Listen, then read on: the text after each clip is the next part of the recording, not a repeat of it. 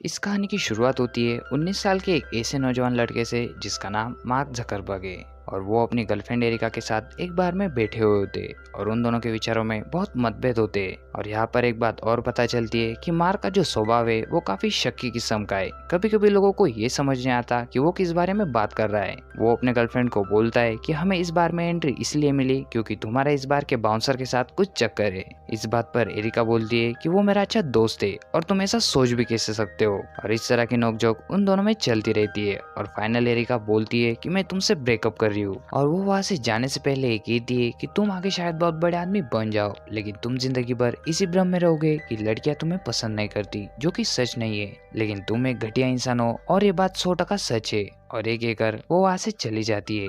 इस बात से मार्क बहुत परेशान हो जाता है और उसे बहुत गुस्सा भी आता है और वो भी वहां से उठकर अपने होवर्ड यूनिवर्सिटी के हॉस्टल में आ जाता है। और वहां पर आने के बाद वो अपने ब्लॉग पर अपनी गर्लफ्रेंड के बारे में बहुत उल्टा सीधा लिखता है और उसे इंटरनेट पर पोस्ट कर देता है। और अब थोड़ी देर बाद उसका बेस्ट फ्रेंड एडियाडो वहां पर आता है और वो उसे पूछता है कि तुम्हारी गर्लफ्रेंड के साथ ब्रेकअप हो गया। मार्क बोलता है कि तुम्हें कैसे पता चला। एडियाडो बोलता है कि सिर्फ मुझे नहीं, सारे कैंपस को बताए क्योंकि सबने तुम्हारा ब्लॉग पढ़ लिया है। और तभी मार्क के दिमाग में एक आइडिया आता है। वो सोचता है कि क्यों ना एक ऐसी वेबसाइट बनाई जाए जहाँ पर कॉलेज की सभी लड़कियों की फोटो डाल दी जाए और लोगों से कहा जाए कि उनकी खूबसूरती के आधार पर उन्हें रेटिंग दी जाए। पर उसके दिमाग में ये सवाल उठता है कि इतनी सारी फोटो लाए कहाँ से। और तभी उसे एक आइडिया आती है। मार्क एक कंप्यूटर एक्सपर्ट होता है और वो हार्वर्ड यूनिवर्सिटी की वेबसाइट हैक करके वहां से सारा डेटा चुरा लेता है और फिर अपनी बनाई हुई वेबसाइट फेस मैच पर उसे डाल देता है, जिसकी वजह से लोग उस वेबसाइट पर इतना विजिट करते हैं कि हार्वर्ड यूनिवर्सिटी का नेटवर्क क्रैश हो जाता है क्योंकि सबके लिए ये एक नई चीज है और सब उसे बहुत पसंद करते हैं। जब हार्वर्ड यूनिवर्सिटी को यह पता चलता है कि उनका सर्वर मार्क की वजह से क्रैश हुआ था क्योंकि उसने ऐसी वेबसाइट बनाई है जहाँ पर पूरे यूनिवर्सिटी के स्टूडेंट विजिट कर रहे हैं और उस वेबसाइट को बनाने के लिए उसने यूनिवर्सिटी के डेटा को चुराया है,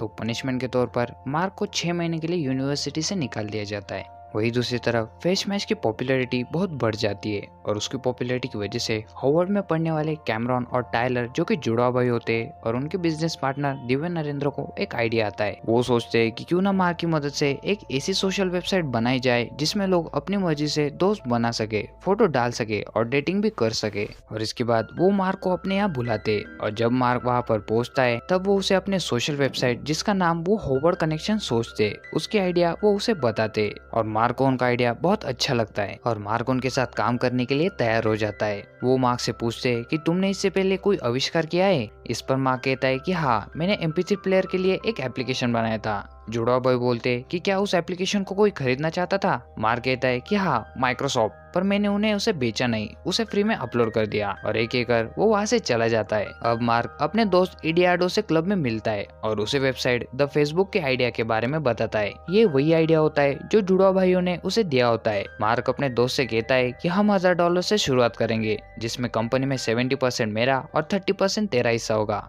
एडियाडो बोलता है कि ये तो कमाल का आइडिया है और वो तुरंत हाँ बोल देता है। और इसके बाद मार्क दिन रात फेसबुक को बनाने में जुट जाता है। वही दूसरी तरफ भी दिखाते हैं कि एडियाडो एक बैंक अकाउंट खोलता है जिसमें वो कंपनी के नाम से $1000 अपनी तरफ से डालता है और अब फेसबुक की वेबसाइट का काम शुरू हो जाता है। और वही दूसरी तरफ वो दोनों जुड़वा भाई ईमेल से मार्क से संपर्क करने की कोशिश करते हैं, लेकिन मार्क उनके ईमेल का कोई जवाब नहीं देता। लेकिन फिर भी वो मार्क से संपर्क करने की कोशिश करते रहते हैं और मार्क उन्हें पूरी तरह से इग्नोर कर देता है। और अब धीरे धीरे द फेसबुक की पॉपुलैरिटी बहुत ज्यादा बढ़ जाती है और जब इस बात का पता जुड़वा भाइयों को पता चलता है तब उन्हें बहुत बुरा लगता है और वो सोचते हैं कि मार्क ने उन्हें धोखा दिया है, जिसकी वजह से वो हार्वर्ड यूनिवर्सिटी के प्रेसिडेंट से कंप्लेंट करने के लिए जाते, पर वो उनकी बातों को सीरियसली नहीं लेते। प्रेसिडेंट बोलते कि तुम्हारे पास क्या सबूत है कि वो तुम्हारा आइडिया था, लेकिन इस बात का उनके पास कोई जवाब ना होने की वजह से वो दोनों वहां से चले जाते और गुस्से में तय करते कि हम कोर्ट में मार्क के अगेंस्ट केस फाइल करेंगे। वही दूसरी तरफ द फेसबुक की पॉपुलैरिटी से खुश होकर एडियाडो मार्क से कहता है कि अब द फेसबुक से पैसे कमाने का समय आ गया है, पर मार्क इस बात का कोई जवाब नहीं देता क्योंकि उसका पूरा ध्यान द फेसबुक को बेहतर से बेहतर बनाने में लगा रहता है। अब इसी दौरान एडियाडो की गर्लफ्रेंड मार्क और एडियाडो को एक आदमी से मिलाती है जिसका नाम सेन पार्कर होता है। ये वो इंसान होता है जिसने नेप्सन नाम की एक ऐसी एप्लीकेशन बनाई थी जिसमें किसी भी गाने को फ्री में डाउनलोड किया जा सकता है, जो कि इलीगल होता है और इसी कारण कई म्यूजिक कंपनीज ने उस पर केस फाइल किया था और उस पे दूसरे भी कई सारे फ्रॉड के केसेस चल रहे थे। अब जब उनकी मीटिंग हो रही होती है तब पार्कर अपने बारे में खूब सारी शेखी बखारता है और वो मार्क और एडियाडो से पूछता है कि तुम अपनी एप्लीकेशन के लिए आगे क्या कर रहे हो। इस पर एडियाडो कहता है कि मैं कुछ एड्स और इन्वेस्टर से बातें कर रहा हूँ। पार्कर कहता है कि तुम हजारों में बात कर रहे हो और मैं तुम्हारी वेबसाइट का फ्यूचर मिलियंस में देख रहा हूँ। वो बोलता है कि तुम अपना ऑफिस कैलिफोर्निया क्यों शिफ्ट नहीं कर लेते, और मार्क उसकी बातों से काफी इम्प्रेस हो जाता है। लेकिन वही दूसरी तरफ एडियाडो को पार्कर बिल्कुल भी पसंद नहीं आता और अब पार्कर विदा लेकर वहां से जाने लगता है। मगर तभी जाते जाते एक बात और बोलता है कि द फेसबुक में से द हटा दो, ज्यादा कूल लगेगा, और मार्क को ये बात सही लगती है और अब द फेसबुक बन जाता है। कुछ दिनों बाद मार्क एडियाडो के बिना ही कैलिफोर्निया शिफ्ट होने का फैसला कर लेता है और जब ये बात एडियाडो को पता चलती है तो वो बहुत नाराज हो जाता है और मार्क से कहता है कि मुझे लगता है कि तुम पार्कर से बहुत ज्यादा प्रभावित हो चुके हो। इस पर मार्क और एडियाडो में काफी नोकझोंक भी होती है, लेकिन फाइनली एडियाडो मान जाता है और वो दोनों ये फैसला करते हैं कि एडियाडो न्यूयॉर्क में ही रहकर कंपनी के लिए एड्स और बिजनेस लाएगा और दूसरी तरफ मार्क कैलिफोर्निया में रहकर ऑफिस संभालेगा। और अब कैलिफोर्निया में ऑफिस में काम बहुत तेजी से चल रहा होता है। मार्क अपने ऑफिस में काम करने के लिए सारे कर्मचारी यंग रखता है जो कि काम के साथ ही साथ मस्ती भी करते हैं और अब कंपनी का काम जोरों शोरों से चल रहा होता है। तभी एक दिन उनके ऑफिस की दरवाजे की बेल बजती है और जब मार्क दरवाजा खोलता है तब वहाँ पर पार्कर खड़ा होता है। पार्कर वही इंसान होता है जिसने द फेसबुक में से द हटाने का आइडिया दिया था और अब मार्क को देखते ही पार्कर कहता है कि आखिरकार तुम कैलिफोर्निया आ ही गए, और मार्क हामी भरते हुए उसे अंदर बुलाकर ड्रिंक ऑफर करता है। और जब पार्कर मार्क के ऑफिस को देखता है तो उसे वहाँ का माहौल बहुत पसंद आता है क्योंकि वहाँ काम के साथ साथ मस्ती भी चल रही होती है और कहीं ना कहीं वो खुद भी इसी तरह का इंसान होता है। अब मार्क पार्कर से बोलता है कि क्यों ना तुम हमारे साथ ही शिफ्ट हो जाओ, और पार्कर मार्क की इस बात को मान लेता है। और अब कुछ दिनों बाद एडियाडो कैलिफोर्निया आता है और जब वो ऑफिस की बेल बजाता है तब पार्कर दरवाजा खोलता है और वो उसे देखकर एकदम शॉक हो जाता है कि ये यहाँ पर क्या कर रहा है, और वो उसे पूछता है कि मार्क कहाँ है। इस पर पार्कर कहता है कि वो अंदर काम कर रहा है और अब एडियाडो मार्क के कैबिन में जाता है और गुस्से में मार्क से पूछता है कि पिछले 1 घंटे से मैं एयरपोर्ट पे तुम्हारा वेट कर रहा था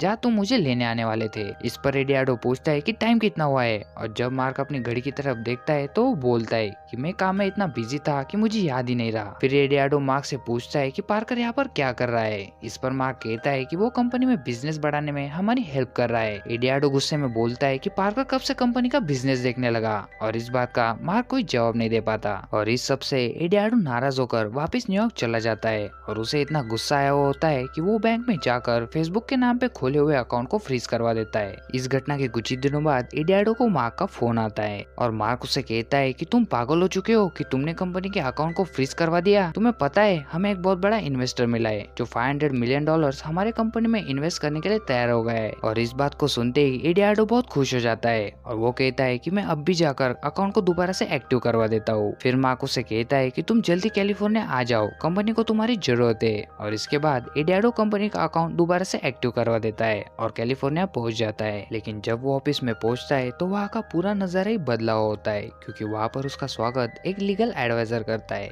वो लीगल एडवाइजर एडियाडो को एक पेपर देता है और कहता है कि इस पर आपकी साइन चाहिए। और जब एडियाडो उस पेपर को पढ़ता है तो वो देखता है कि उसका परसेंटेज जो पहले कंपनी में 30% था वो घटाकर 0.3% कर दिया गया है। और इस बात से उसे बहुत गुस्सा आ जाता है और वो बिना साइन किए सीधा मार्क के पास जाता है जहाँ पर पार्कर भी खड़ा होता है। एडियाडो चिल्लाता हुआ अंदर जाता है लेकिन मार्क उसकी बात नहीं सुन पाता क्योंकि वो हेडफोन्स लगाकर काम कर रहा होता है। एडियाडो उसके पास जाता है और उसका लैपटॉप उठाकर नीचे पटक देता है और इससे मार्क घबरा जाता है और उसकी तरफ देखने लग जाता है। और वहाँ पर जितने भी लोग होते हैं वो सब हैरान हो जाते हैं। एडियाडो मार्क से पूछता है कि तुमने ऐसा क्यों किया, कंपनी हम दोनों ने मिलकर शुरू की थी और मैं इस कंपनी का को फाउंडर हूँ और तुमने मेरे शेयर्स को 0.3% डायलूट कर दिया। ऐसा लग रहा है कि तुमने मुझे फेसबुक से एकदम अलग कर दिया हो। तभी पार्कर बोलता है कि अलग नहीं किया, तुम्हें फेसबुक से निकाल दिया गया है। एडियाडो बोलता है कि मेरा नाम मस्ट ऐड पर है। पार्कर बोलता है कि क्या तुम फिर से चेक करना चाहोगे।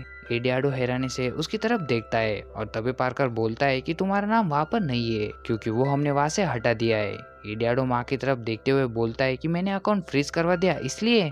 पार्कर बोलता है कि तुम्हें क्या लगता है कंपनी तुम्हारी बचकानी हरकतों को सहती रहेगी? एडियाडो बोलता है कि तुम्हें मेरी हरकतें बचकानी लगती है ना, तो अब मैं तुम लोगों से कोर्ट में मिलूंगा और मैं इस बार 30% नहीं बल्कि सब कुछ ले लूंगा, और आज जो तुम धोखे से इस कंपनी के कर्ता धर्ते बने हो, एक दिन मैं सब कुछ छीन लूंगा, क्योंकि ये कंपनी तुमने नहीं बल्कि हम दोनों ने बनाई है। और एक एक कर एडियाडो वहाँ से चला जाता है। और अब एडियाडो के वहाँ से जाने के बाद मार्क एकदम गुमसुम बैठा रहता है और वो पार्कर से कहता है कि तुम्हें उससे इस तरह से बात नहीं करनी चाहिए थी। इसके जवाब में पार्कर कहता है कि कोई बात नहीं, मैं उसे फूल भेज दूंगा। लेकिन मार्क जानता है कि कुछ तो गलत हुआ है। वही दूसरी तरफ ये दिखाते हैं कि एडियाडो के साथ साथ जुड़ा भाइयों ने भी मार्क पर केस फाइल कर दिया है और अब केस के सुनवाई के दौरान मार्क किसी भी सवाल का ढंग से जवाब नहीं दे पाता। ऐसा लगता है कि उसे इन सब बातों से कोई फर्क नहीं पड़ता। और केस की लंबी सुनवाई के बाद मार्क को जुड़ा भाइयों को, जिन्होंने मार्क को इस तरह की वेबसाइट का आइडिया दिया था, उन्हें $65 मिलियन देने पड़ते और इसके बदले जुड़ा ब्रदर्स को एक अननोन डिस्क्लोजर एग्रीमेंट पर साइन करने पड़ते